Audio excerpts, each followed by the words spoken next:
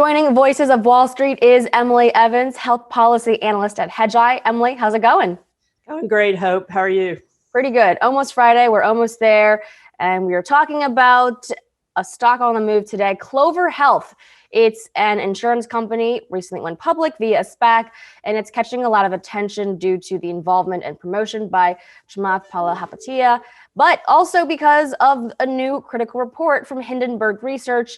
And Emily, you're quite bearish as well on this. Your note out saying that the stock is a long slide to zero. So tell us what you see to be the big disconnect here between what Clover is saying its future is and what you think its prospects actually are. Yeah, well, the future that Clover is defining is really the future we were talking about a decade ago in the wake of the Affordable Care Act. What has happened since then is the Medicare Advantage plans, which have experienced good political tailwinds the last 4 years, are now facing some pretty good headwinds. It's overpenetrated, particularly in urban markets. Very competitive business. Everybody's got a Medicare insurance plan, so competitive that premiums are now near zero. And the customer experience that Clover is describing is really not showing up in their ratings. They're relying on a software platform instead of the traditional cost management, good premium pricing, good access to doctors. That is really an untested approach to health insurance. If you listen to the way that Chamath and the Clover team talk about it, it seems, almost like a Robin Hood sort of approach, right? I mean, you can access this and you can see all this through one device, and you can also basically cut down even on maybe some of your visits because the technology will enable all the data for your past healthcare and your past prescription use to be consolidated through machine learning. I mean, it all sounds actually pretty good, but what have you found to really not be the case then in reality? Yeah, it sounds really good if you don't know anything about electronic health records and insurance and how these things are regulated. But what they're describing is something that's available to most doctors through the electronic health records, often through the insurance companies that they work with, that they're in network with. What happens to happen is the doc sitting at his desk has to open a separate window and work off of a separate website. It's not integrated with the electronic health records. And if that ever happens, then yeah, maybe it'll be better. But right now, that's not what they're doing. Is they're taking a technology and they're forcing a change in workflow for very busy people. That is not how technology has proven to proliferate in healthcare. It's got to minimize changes to the workflow. So by introducing this new workflow, it actually increases, it sounds like, the workload, and it really has to be another step for the staff to be trained to do this differently. Exactly. And they're paying docs $100 extra to participate. I mean, if it's really good for the doc in the practice of medicine, you don't have to pay them. That's I think a big tell right there. Right. And if you think about the way that other apps in the past, like a Lyft and Uber, incentivize, I mean, that's also, as a business, a type of cost that can they afford?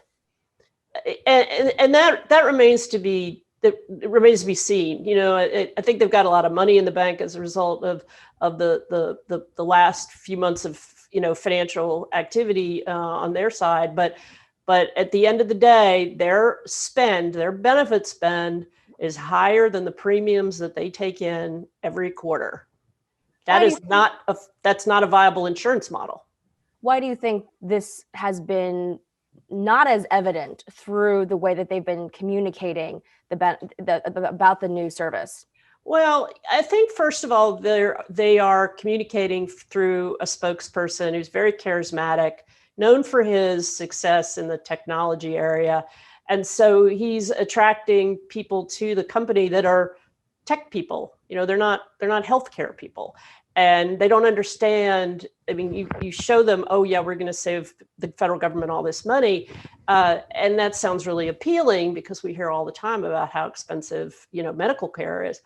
But that isn't that's not really a it's not the way it works in the real healthcare world. So I think that's the first part of it. The second part is they emerged as a public company via a SPAC, which has very different disclosure requirements.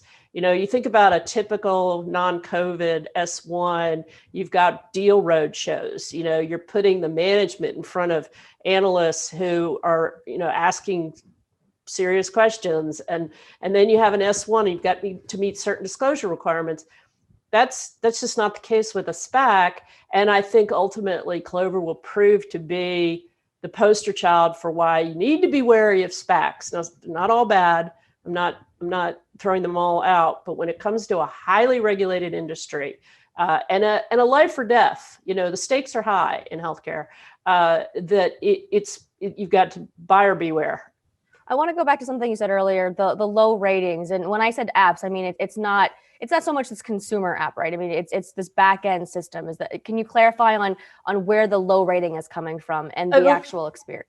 The low rating is actually coming from the federal government. So Medicare plans for people over 65, and these are plans like private plans, but ultimately the federal government is paying for you to be enrolled in the plan. The Medicare Advantage plans are scored. They're given star ratings from 1 to 5. And about 85% of plans out there sponsored by the big companies, United, Humana, Anthem, et cetera, have between 4 and 5 stars. This means they deliver a good customer experience for their patients. It means that they do certain preventive things, cancer screenings, reviews on falls, have you fallen, things like that. And those scores are assigned each year based on the last year's data. And Clover's plans have consistently been 3 stars, which means they're in the bottom, quarter of all plans in the United States, which is probably why they only have 50,000 members, or about 64,000 members here, 8-9 years in, of their revolution, which has just really never gotten started. And when you talked about the disclosures that are important in the pre-COVID world through IPO, the roadshows, I mean, there are levels of scrutiny that are not really present through the SPAC vehicle. And when you listen to how they describe their vetting of why they went down this route, it sounded like they wanted the SPAC route because they were able to, quote unquote, tell a more expansive story. What does that say to you when you hear things like that? Well, it tells me we're going to tell a story that maybe isn't exactly defined by norms, of healthcare, and if you read the proxy statement, there's this great line where it says, "We look like an insurance company from the outside, but from the inside, we're a technology company."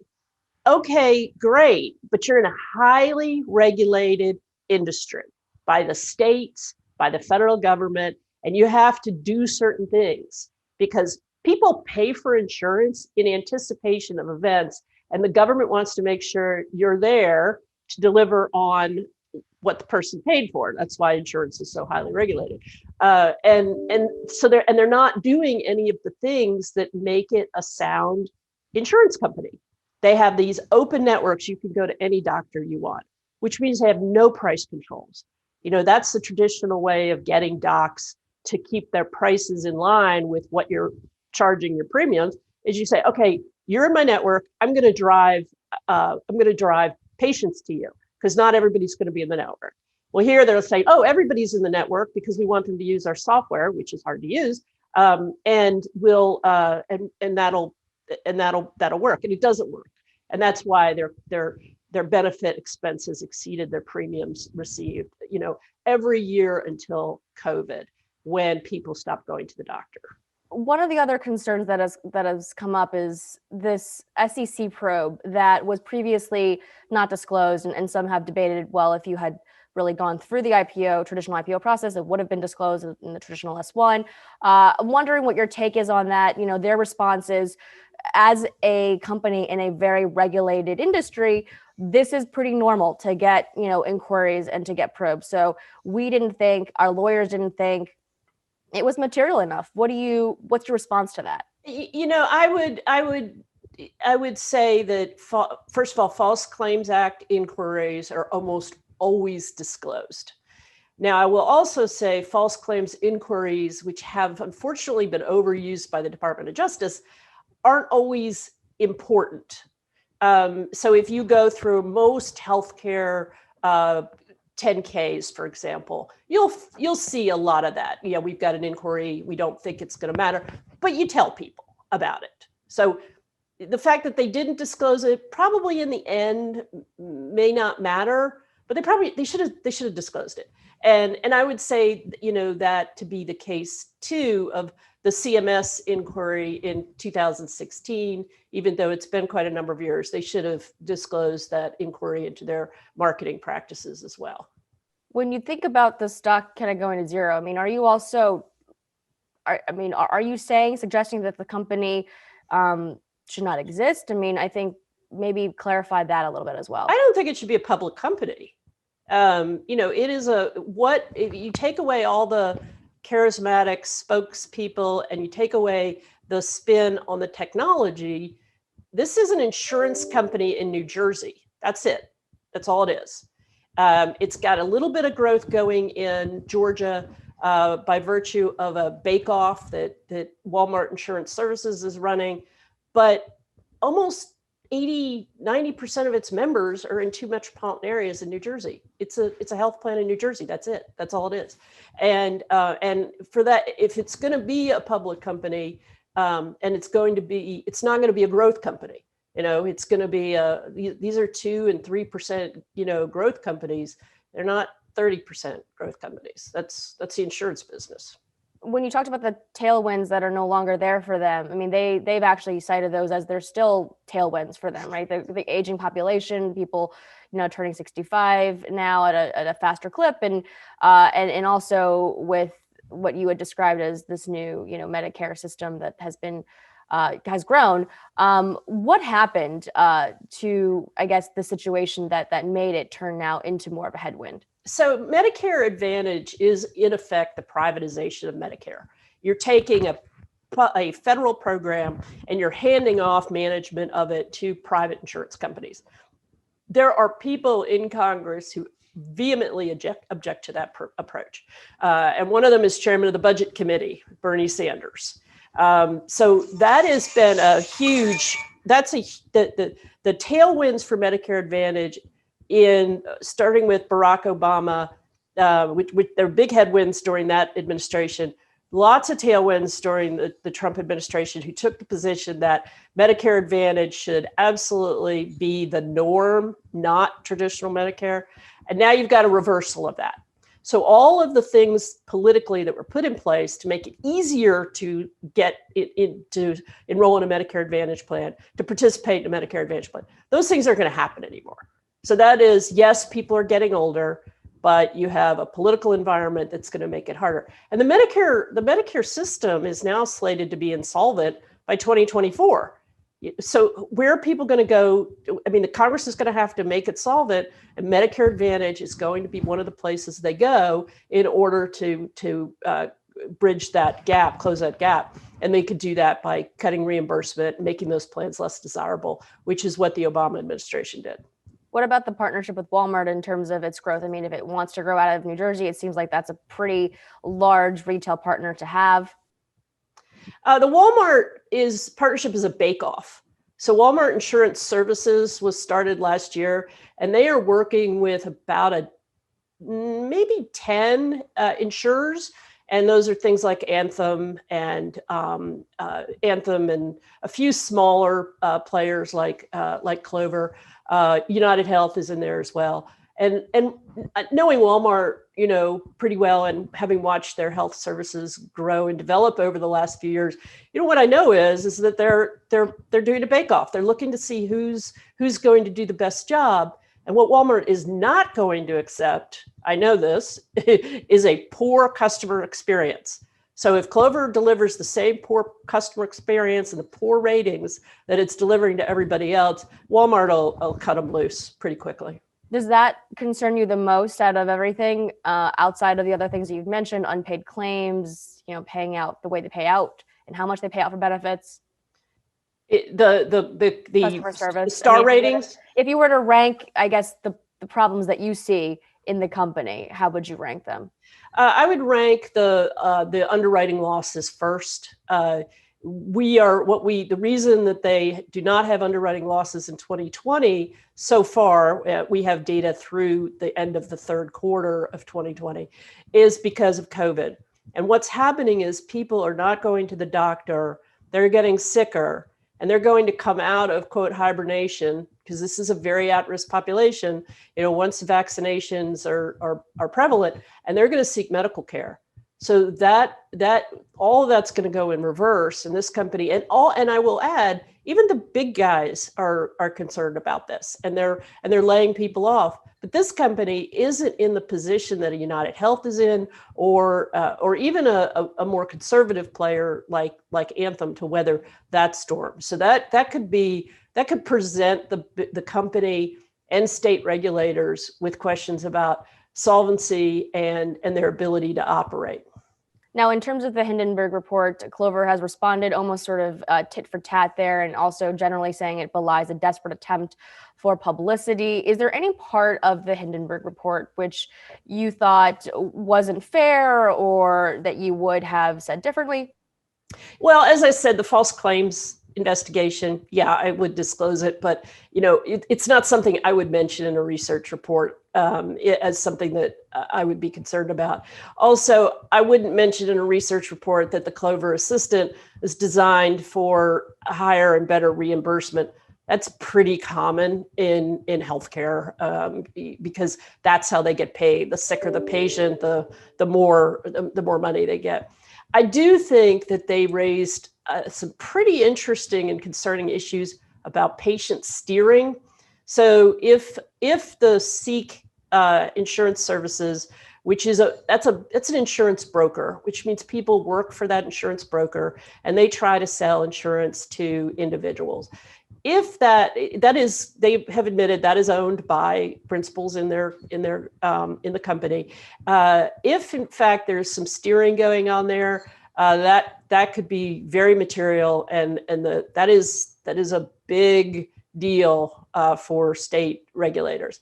I think also of concern is the CEO's ownership interest in 3 hospitals in New Jersey, and what kind of rates the insured the insurance is paying for that. Are those rates excessive relative to other hospitals, because that benefits the CEO in another business interest? I think that's a very legitimate line of inquiry to look at, and I think and if that's happening, that those could be serious issues for the company. You also mentioned that there is a trend with healthcare companies going public now through SPACs. SPACs are a little bit more popular. What do you think is happening in the healthcare space that enables more of them to try to go public this route? Well, I think what's happening is there were a lot of companies formed after the Affordable Care Act passed, and there was a lot of vision about how we would bend the cost curve. And in fact, Clover's still using that term, bend the cost curve. And the truth is, a lot of those programs really didn't work. They didn't really save money. There's a big whole department in the federal government called the Innovation Center that was dedicated to finding better and cheaper ways to serve the Medicare population. And they tried a lot. At one point, I think they had 500 different programs going. And what we discovered as the data's come in, very few of them work. And as a result, we're taking a different approach now, which is deregulate, price transparency, let the consumer, pick. And interestingly enough, we're doing that at the same time that the millennial population is moving into needing healthcare, having children. Children are needing healthcare and so forth. So this is a concept that is, it can be discussed and go through a SPAC environment, fine. But what I think is happening with the SPACs is as somebody said to me yesterday, we're just taking out the trash. We're clearing out a lot of bad ideas that maybe got overfunded by venture and private equity, and now they're being offloaded to the public investors, unfortunately. And that's why when it comes to SPACs, you need to be super, super careful about the especially with healthcare, because it's so regulated. Well, I have not heard that analogy yet. It's a really, really good one. And we're going to have to talk more about that in a separate video, I think, because I think there has been a lot of debate around whether or not SPACs are of the same quality. So clearly that person with that analogy doesn't believe that many of them are. My last question is, if you were in a position of providing, advice to companies or to entrepreneurs who are looking into the healthcare space, what ideas and opportunities do you see to be sort of the most fruitful ones that are also sort of within where legislation might go? Okay, so one of the things I really think is worth looking at is what does this new millennial population want out of a healthcare system? We've spent the last 20 years being just transfixed by the Medicare population, and they are declining. They are now smaller, as of 2019, smaller than the millennial population. So that's the first thing I would look at. And a great example, One Medical, which caters with the velvet ropes to a good healthcare experience. So I would spend a good bit of time there. I would spend a lot of time knowing and understanding how the cash pay market is going to evolve, because the boomer population and maybe the Gen X population right behind them, they're fixated on insurance. The younger crowd is going, just make it easier. This is just so difficult. Let me give you $25 for, a throat swab and let me get out of here. So I think that's where I would, and that's what I tell, our clients, and that's what I tell, people in venture. That's where you should be spending your time. Emily, you are a wealth of knowledge. Thank you so much for spending time with us on Voices of Wall Street. Emily Evans is health policy analyst at Hedgeye. We'll have you back on real soon. Thanks, Hope. Thanks.